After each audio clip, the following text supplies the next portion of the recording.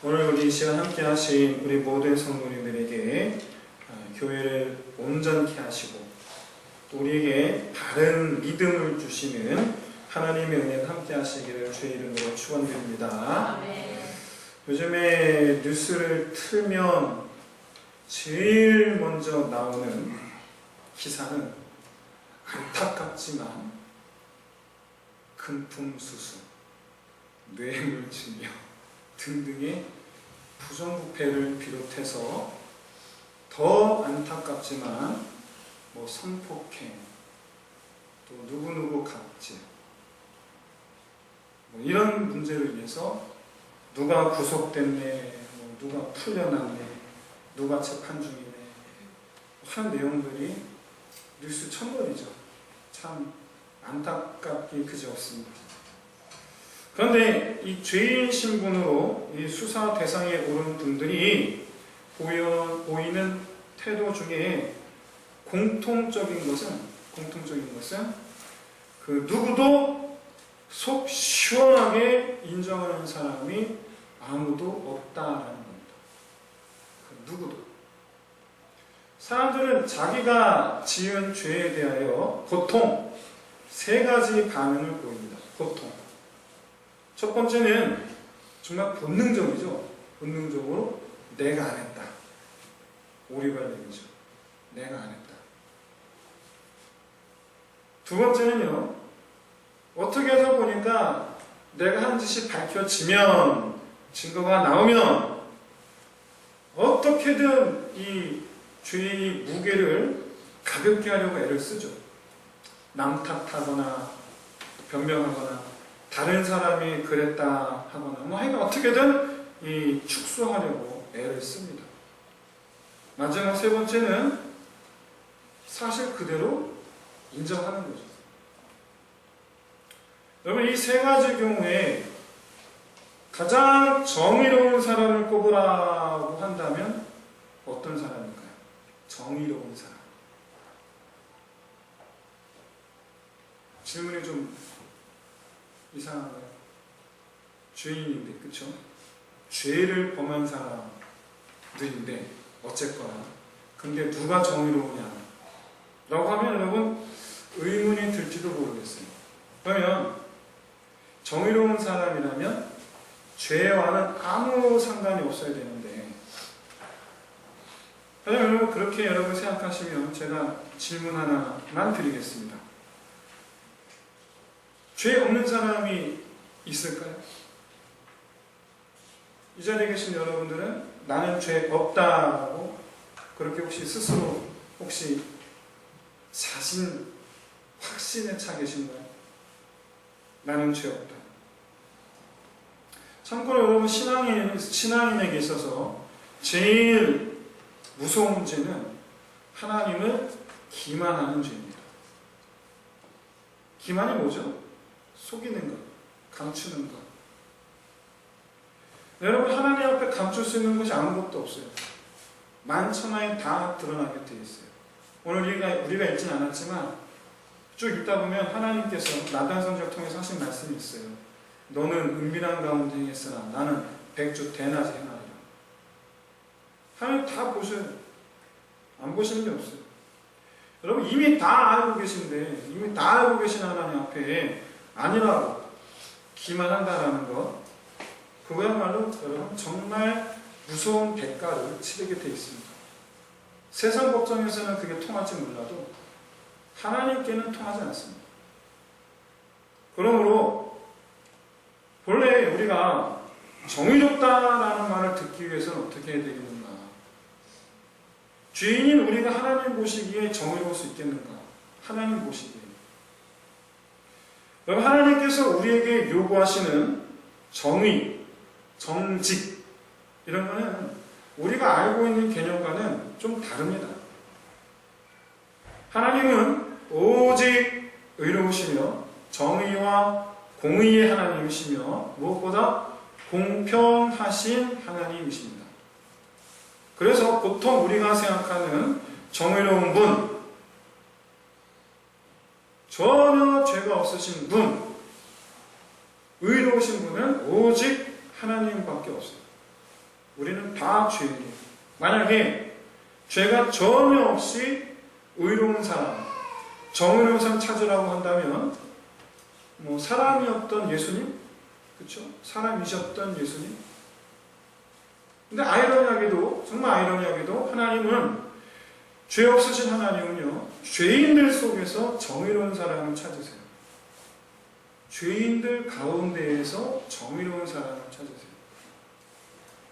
하나님께서 찾으시는 정의로운 사람은 어떤 사람이냐? 바로 자기 죄를 인정하는 사람입니다. 자기 죄를 인정하는 사람. 하나님 앞에서 아무것도 숨기지 않는 정직한 사람. 바로 이 부분에서 오늘 본문에 등장하는 다윗의 이 모습이 바로 죄를 지었어도 그가 씻을 수 없는 큰 죄를 지었어도 여전히 하나님 마음에 합당한 자라라는 별명을 유지하게 되는 이유예요. 그것이 바로 예수님은 가난한 여인을 데리고 온 사람들에게 너희 중에 죄 없는 자가 돌을 치라라고 말씀하시죠. 예수님께서 그 자리에 모인 사람들에게 말씀하신 것은 너희 중에 죄 없는 자가 있느냐라는 거예요. 너희 중에 죄 없는 자가 있느냐? 역질문이에요. 이 여자가 주여 이 여자가 죄를 범했나이다. 그랬더니 예수님께서 그럼 너희 중에 죄 없는 자가 있느냐? 말하자면 지금 예수님은요, 엄밀히 말해서 지금 이 사람들의 모인 사람들에게 정직을 요구하고 계신 거예요. 정직을. 예수님의 너희 중에 죄 없는 사람이 있겠느냐? 그 말을 딱 듣는 순간 다른 사람은 몰라도 자기 자신은 알잖아요. 내가 죄인, 다른 사람은 몰라도 나는 내가 죄인인 거 알잖아요. 다른 사람 아무도 모르게 몰래 속인 죄가 나한테 있잖아요. 저 옛날에 문방구에서 하다가 걸려가고 안 들켰으면 넘어갔을 텐데 걸리는 바람에 안 들켰으면 아무도 몰랐을 텐데 네, 비록 들켜서 정직한 사람이 됐지만 안 들켰으면 어떻게 되겠어요? 근데 나중에 얘기하는 거예요. 나중에 안 들켰어요? 근데 나중에 교회 가는데 목사님께서 속이지 말라. 그 마음에 찔림이 되겠어요? 안 찔림이 되겠어요? 근데 아무도 몰라. 나만 알아. 그때 이 가운데 속였던 훔친 사람이 있습니까? 손 들어보십시오. 손을 들겠어요? 안 들겠어요? 바로 여기가 하나님께서 요구하시는 정직이에요. 드는 거죠. 드는 거예요. 그게 정직이에요. 아무도 모르는데. 모인 사람들에게 말씀하세요. 너희 중에 죄 없는 자가 돌을 치라. 모인 사람 몇 명인지 모르겠지만 전부 다 아무도 그 순간 다 돌을 안 던져. 돌을 안 던졌다는 얘기 뭐예요? 손 들었다는 얘기예요. 네, 저도 죄인입니다. 손 들었다는 얘기. 돌을 안 던진 건. 반대로 돌을 던졌다면 무슨 얘기예요? 나는 죄인 아닌데요? 라고 발뺌하는 거죠.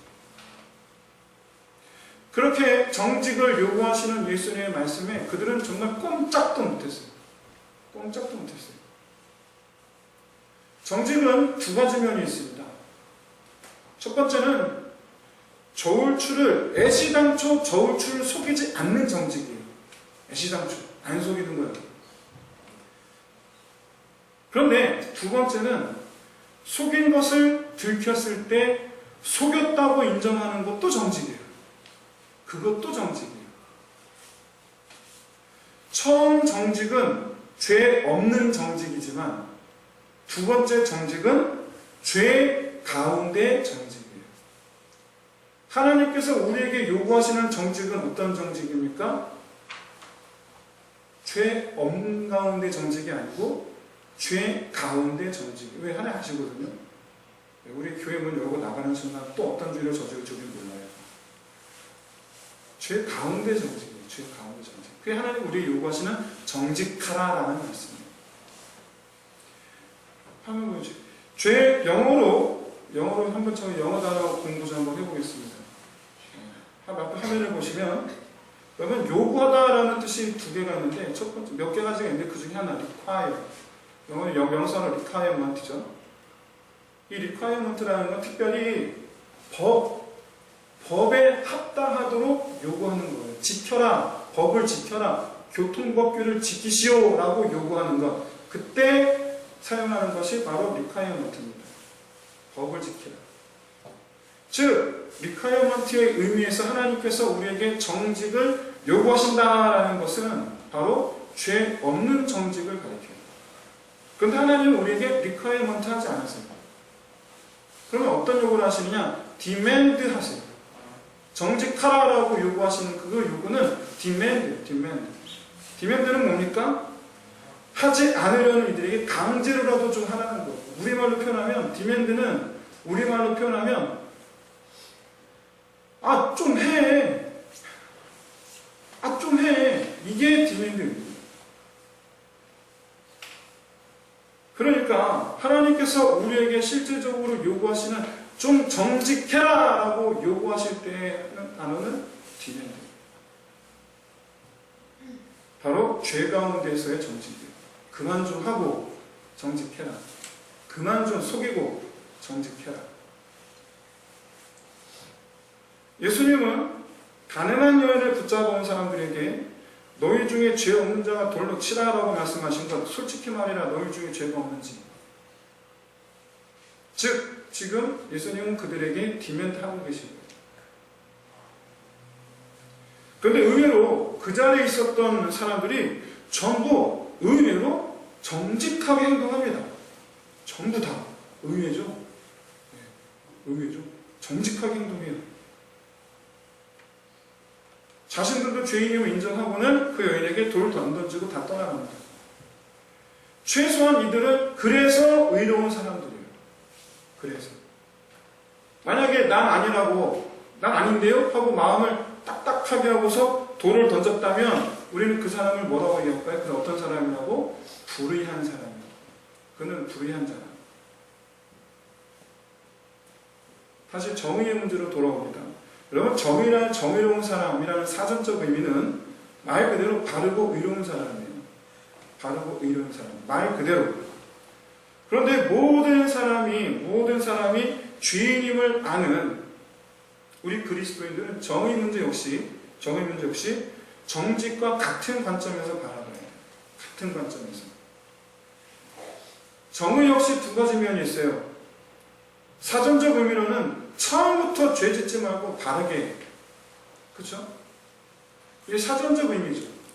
그런데 성경적 의미로서의 정의는 죄에서 의의 길로 돌아서는 것이 성경적 의미에서의 정의입니다. 성경적 의미에서의 정의. 너희는 정의로울지어다. 역시 마찬가지로 하나님 우리에게 디맨드 요구하시는 거예요. 정의롭기를. 정말 아이러니하죠. 아이러니죠. 우리에게 정의롭기를 바라시는 그 부분은 바로 죄 가운데에서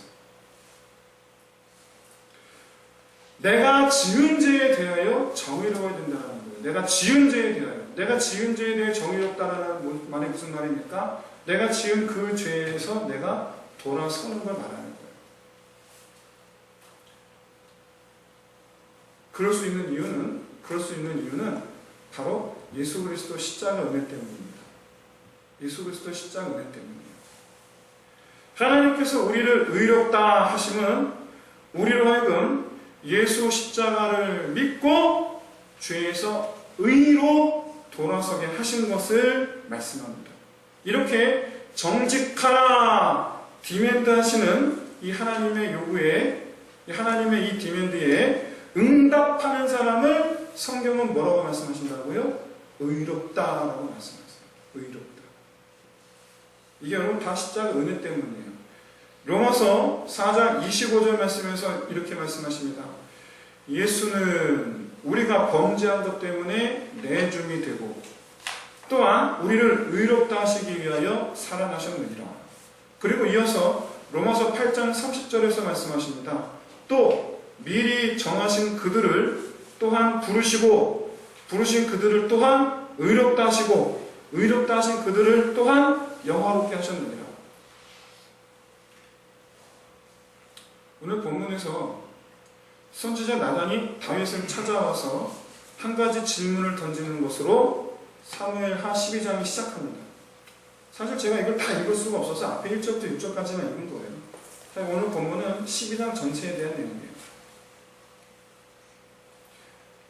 부자이면서도 자기를 찾아온 나그네를 대접하기 위하여 옆집 가난한 사람의 하나밖에 없는, 그것도 딸 같은, 밤에 잘 때도 끌어안고 자는 그런 딸 같은 양 새끼를 뺏어다가 잡아서 나그네를 대접한 사람을 어떻게 해야 되겠습니까?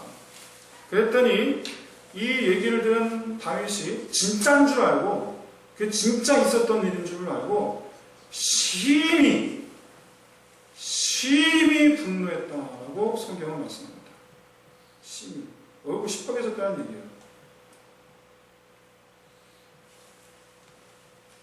뉴스 보다가 나도 모르게 하도 화가 나서 확 하고 욕이 나올 때가 있잖아요. 그런 거. 그 얘기 듣자마자 이 하고 나오는 거예요. 그리고는 답하면 뭐라고 답합니까? 그는 마땅히 죽어야 할 자야. 죽어야 할 자야. 그리고 양 새끼도 4배나 갚아 죽어야 하리라.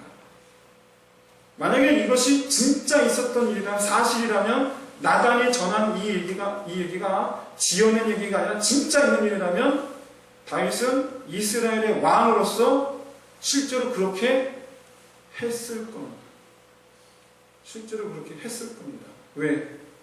그는 통치자요, 그는 법관이기 때문에, 재판자이기 때문에. 그런데 선지자 나단은 오늘 보면 7절에서 이 말을 듣자마자 기다렸다는 듯이 그 부자는 바로 당신이다.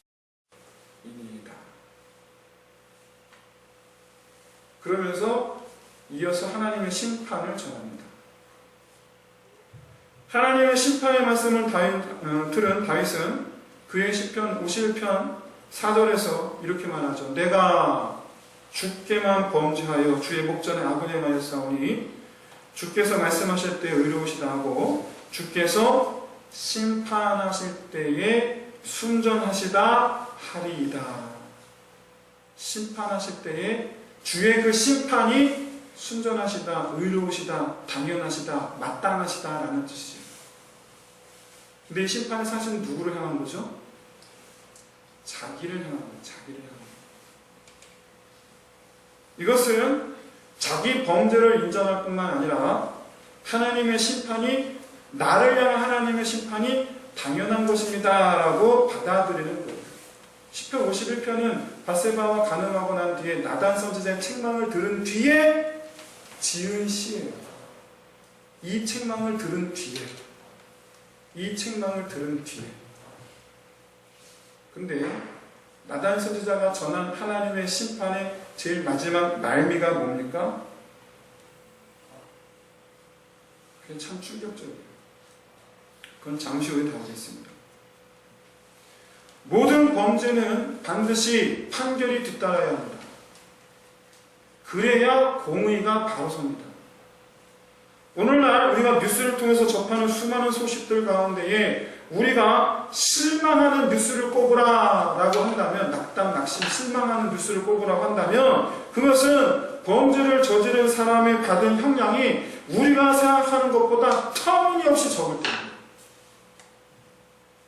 그런데 특히 그 터무니없이 내가 생각하는 형량보다 터무니없는 그런 적은 형량을 받은 사람이 정치인, 기업인, 소위 힘 있는 사람, 권세 가진 사람, 부자, 가진 것 많은 사람, 일 경우에 심각해집니다. 그러면서 우리는 말합니다. 이 사회가 공의롭지 못하다. 공평하지 못하다고. 법이 힘 있는 사람, 가진 사람을 위해서 있다고. 그래서 부신 사회가 됩니다. 그러나 여러분, 하나님의 심판은 저울추와 같아요. 옛날 저울 아시죠? 한쪽에 물건을 가져와서 물건을 달아요. 그럼 저울이 이렇게 기우잖아요. 그러면 기운 만큼 이 무게를 알려면 어떻게 해야 돼요? 이 무게를 알려면 추를 달아보잖아요. 그렇죠? 추를 달아서 평행이 되는 거예요. 그러면 다 그 무게추를 세우는 거죠. 아, 몇 킬로입니다. 이거는 몇 킬로입니다. 하나님의 심판은 지은 죄의 무게값이에요. 평행에 이루어야 돼요. 그래서 하나님의 심판은 공평해요. 공의로. 그 누구도 여기서 비껴갈 수가 없어요. 죄의 무게와 평형을 이루는 저울추, 무게값. 그 무게값이 우리가 받을 심판의 형량이에요.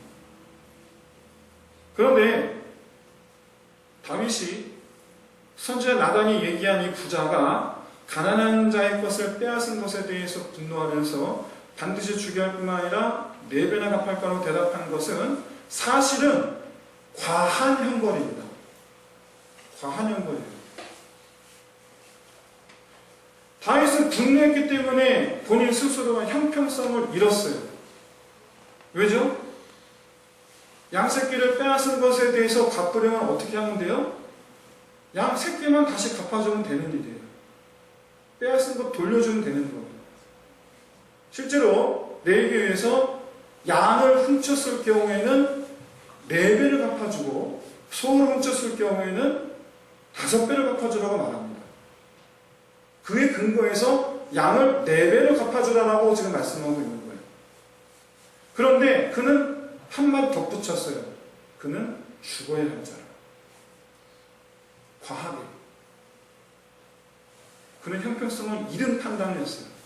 하지만 하나님은 정말 그야말로 냉정하게 저울추로 다윗이 지은 죄를 달아서 다윗이 행한 일, 죄의 무게값만큼만 하시겠다라고 선언하시는 것이 그 뒤에 나오는 하나님의 심판의 내용이에요. 하나님의 심판은 다윗이 하려고 했던 심판보다 오히려 더 공의로우신 심판이었어요. 오히려. 오늘 본문 15절을 보시면 다윗이 간통하여 낳은 아이를 하나님께서 치셨다라고 말씀하고 있는데 이는 다윗이 죽인 우리아 때문입니다. 우리아도 누군가의 아들이죠. 눈에는 눈, 이에는 이라는 율법이 생각나게 하는 대목이에요. 누군가의 아들을 죽였으니 너도 네 아들을. 그런데 사실은 하나님 그 이유로 인해서 다윗의 아이를 치신 게 아니에요. 그게 아니에요, 사실은. 그것 말고 다른 이유를 대세요. 14절에 있는 말씀이죠. 이 일로 말미암아 여호와의 원수가 크게 비방할 거리를 얻게 하였기 때문이라. 여호와 하나님의 원수는 사단마귀입니다. 다윗이 자기 죄를 숨기려고 우리아를 죽이면서까지 은밀하게 밧세바의 아이를 입적시키려고 했던 그 아이.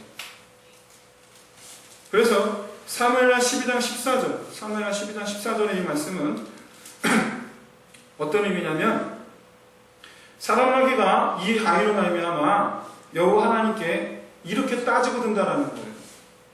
이러고도 하나님이 공의의 하나님입니까? 이러고도 하나님이 죄를 미워하는 하나님입니까?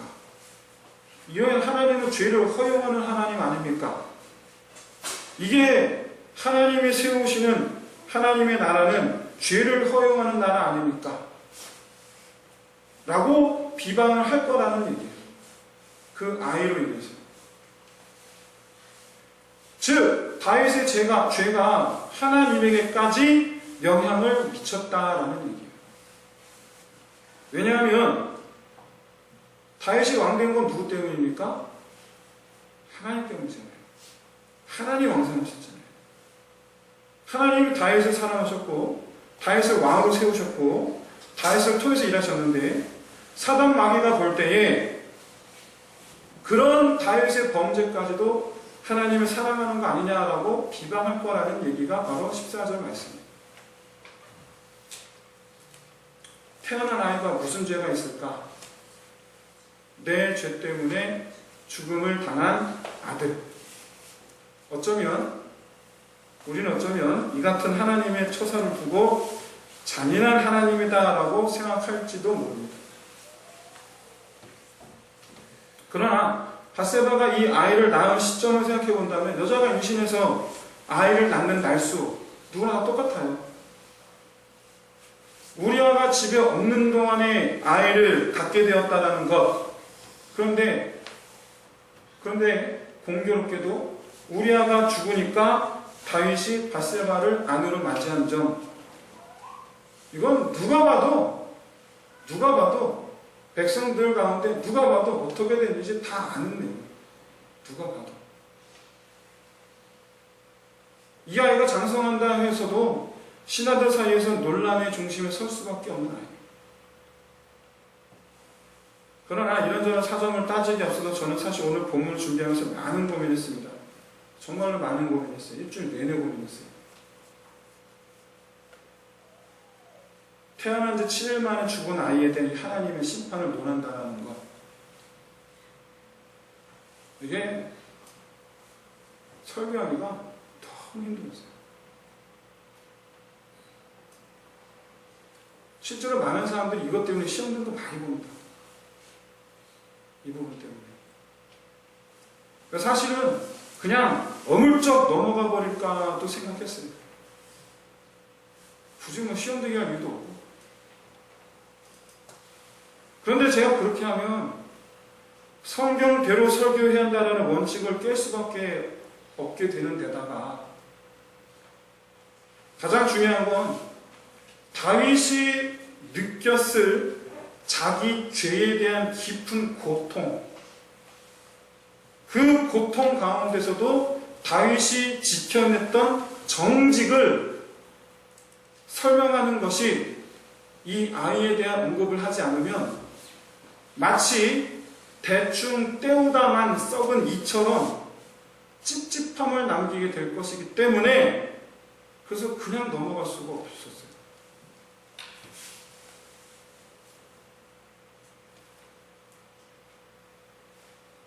그래도 다윗의 죄 때문에 아무것도 모르는 아이가 죽음을 당한 것에 대해서 하나님의 심판, 매우 가혹하다 여길 것이 뻔해서 성도들이 시험 볼 수 있겠다 싶어서 정말 고민이 많았어요. 이거 해야 되나 말아야 되나. 그래서 제가 생각한 것이, 제가 고작해서 제가 생각한 것이 뭐냐, 이 사건 당사자가 느끼는 느낌을 있는 그대로 전달하는 것이 최선이겠다 싶었습니다. 본문 속의 당사자 다윗. 왜냐하면 가장 고통스럽고 하나님의 심판이 가혹하다 여길 만한 사람은 제3자의 우리가 아니고 사실은 아버지 다윗이잖아요. 본인이 이걸 어떻게 받아들였냐라는 거예요. 본인이 이걸. 근데 정작 가장 고통스러워해야 할 다윗은 하나님이 공평하시며 공의로우시며 선하시다라고 말합니다.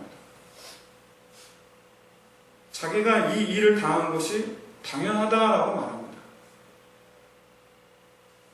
왜냐하면 본인이 백성들을 심판하는 심판자이기 때문이에요. 본인이 심판자이기 때문이에요. 그는 백성들에게 그는 공의로워야 할 책임이 있어요. 그는 어느 한쪽으로 편들면 안 돼요.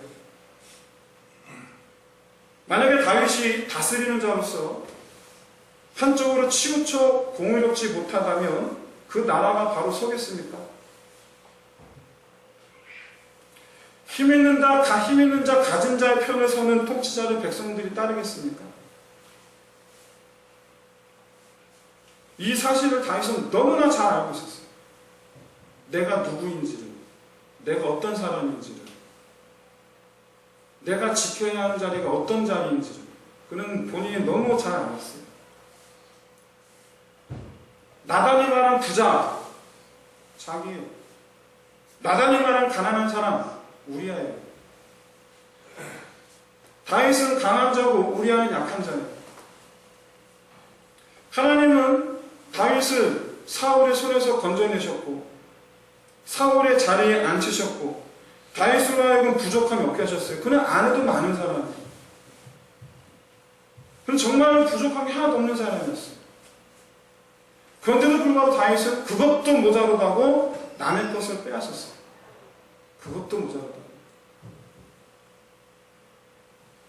다윗은 통치자이신 하나님의 이 판단을 같은 통치자 입장에서 바라봅니다.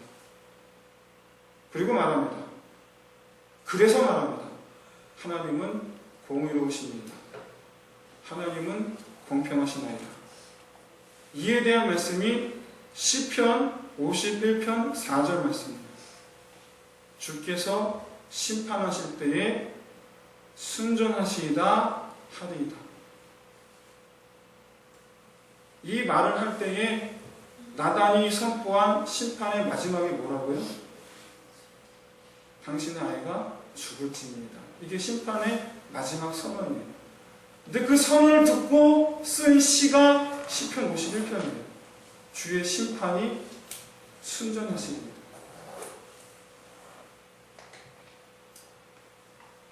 제3자 입장에서 이 사건을 바라보는 우리와는 달리 최소한 이 아이의 아버지가 되는 다윗은 모든 것을 고려할 때에 그래도 하나님은 선하십니다 라고 고백합니다.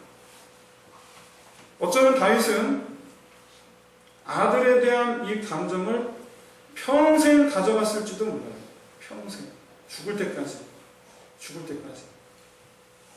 나 때문에 죽은 아들. 제가 어떤 광고 봤는데, 공익 광고 봤는데, 한 아이가, 불치병에 걸린 아이가 괴로운 가운데서 호흡기를 달고 있는 모습. 근데 그 아버지가 옆에서 울어요. 내가 대신 죽어줄 수도 없고. 제일 속상한 게 뭐냐면, 대신 아파주지 못하는 게 제일 속상합니다. 그게 제일 속상한 게 아니라, 그게 제일 괴롭다는 거예요. 그게 부모 마음이잖아요. 그런데, 나 때문에 죽은 아들. 그러면 다윗의 마음이 어땠어요?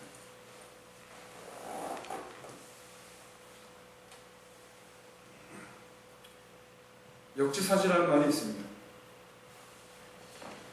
그럼에도 불구하고 다윗이 하나님의 징계가 선하다라고 말한 것은 우리가 읽은 오늘 본문에서 다윗 스스로 말했던 것처럼 가난한 자의 것을 빼앗은 부유한 자의 행태에 대해서 분노했던 자기 자신의 모습, 그는 죽어야 할 자라. 자기의 그 모습에서 하나님의 모습을 깨닫게 되는 거죠. 그래서 그는 하나님의 심판이 의롭다, 선하다라고 말하는 거예요. 그래서 자기 같아도 그럴 거라는 거예요. 자기 같아도. 어쩌면 좀 전에 말씀드렸던 바와 같이 자기 입으로 나단에게 말한 것처럼 같은 상황이라면 그는 통치자로서 재판관으로서 하나님이 자기에게 내리신 심판보다 어쩌면 더 과한 판결을 했을지도 몰라요. 다윗 본인이. 그런데 하나님은 한 대로만 하시는 거예요. 한 대로만. 그래서 다윗은 말해요. 공평하십니다. 나 같으면 더 했을 텐데. 자기 죄로 말미암아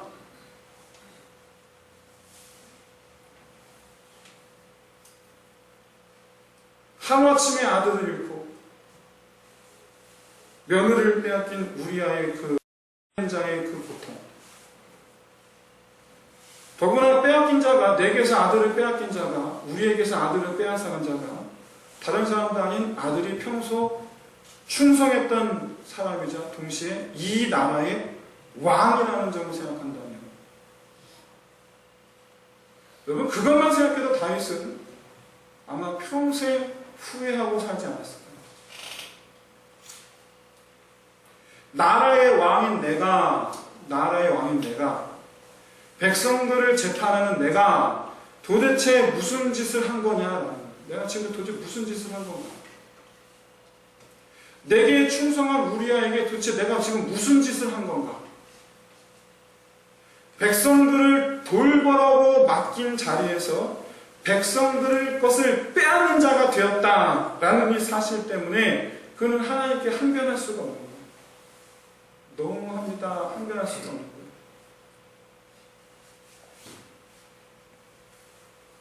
그래서 다윗은 자기 때문에 아들이 죽었어도 그럼에도 불구하고 철저히 회개를 합니다.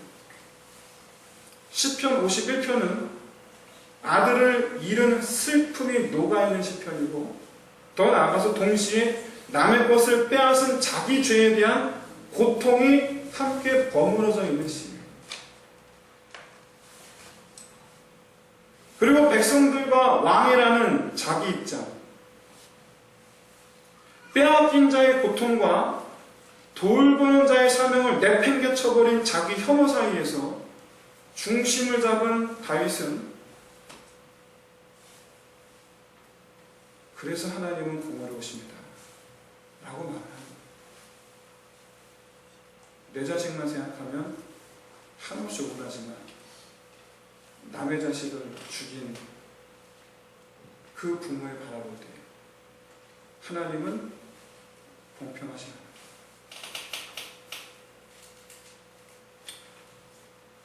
자, 너무 우울한 얘기했습니다. 놀랍게도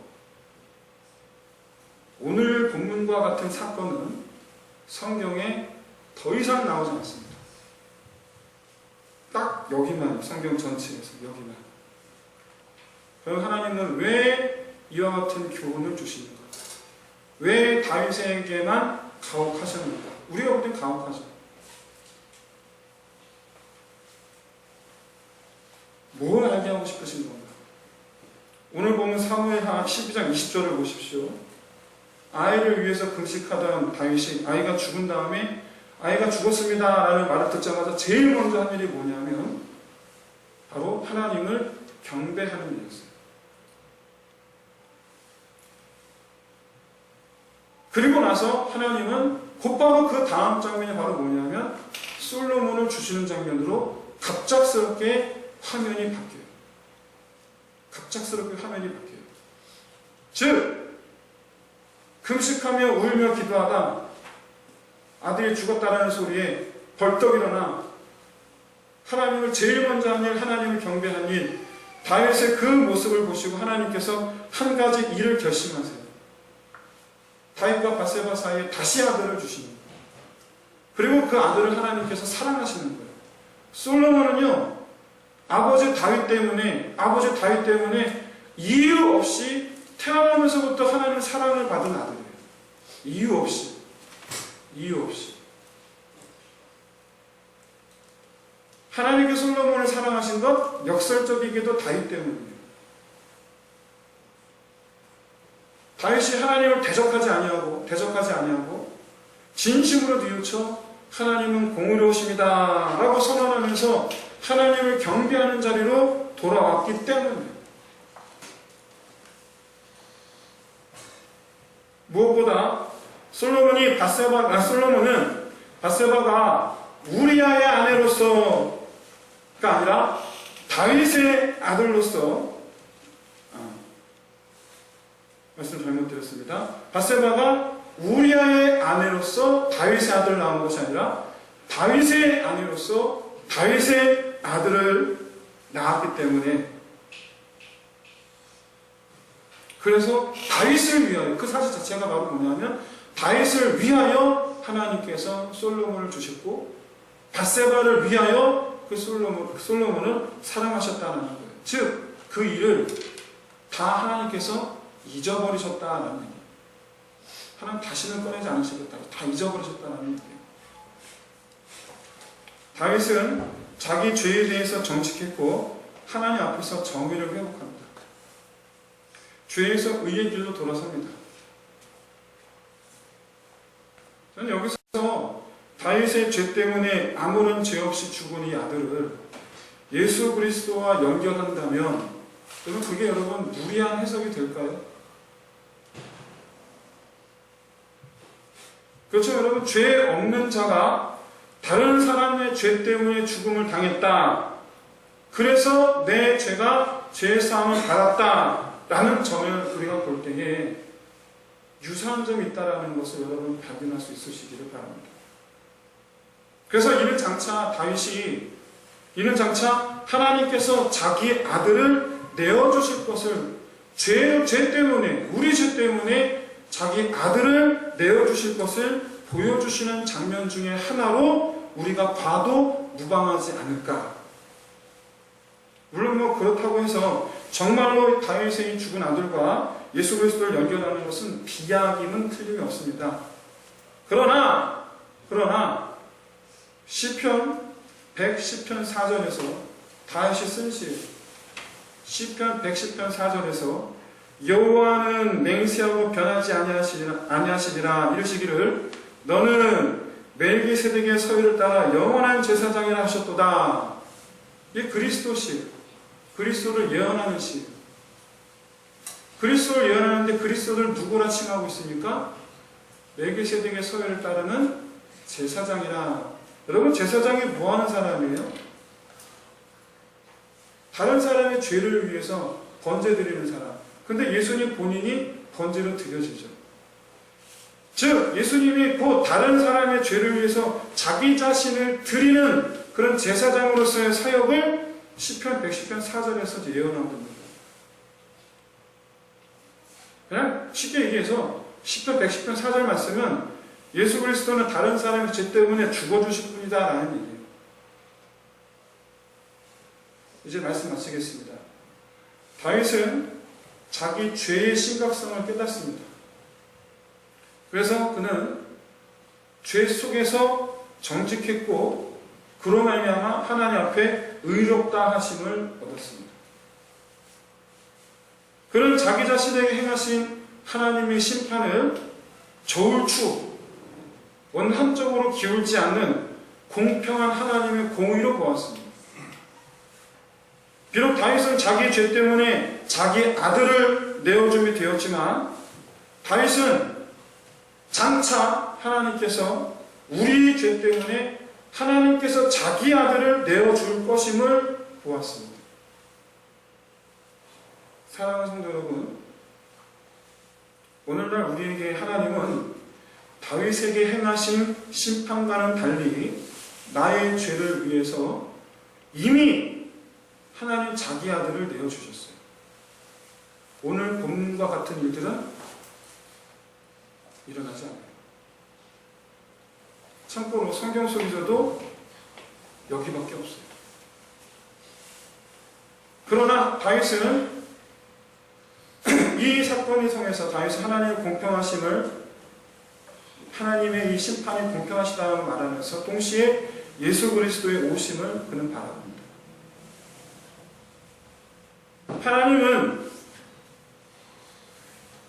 오늘날 하나님은 다윗에게 행하신 심판과는 달리 내 죄를 위해 하나님 자기 아들을 내주셨어요.